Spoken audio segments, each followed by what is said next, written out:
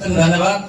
आज पवित्र संध्या बंधद्वार युवक मान द्वारा आयोजित आज सांस्कृतिक कार्यक्रम मंच उपस्थित मोर समस्त गुरुजन मंडली मंच बाहर बसी समस्त माँ मैंने युवक बंधु मैंने समस्त मंच उपर जड़हस्त नमस्कार करुच्ची।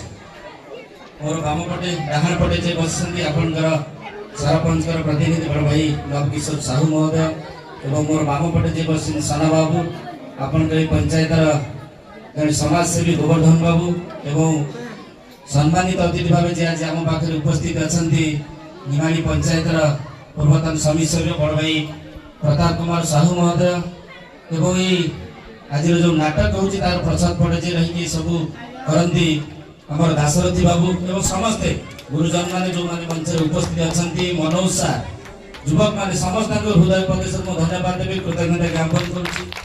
आपण भल पाइबा सिंहासन आज ये डाकी आनी।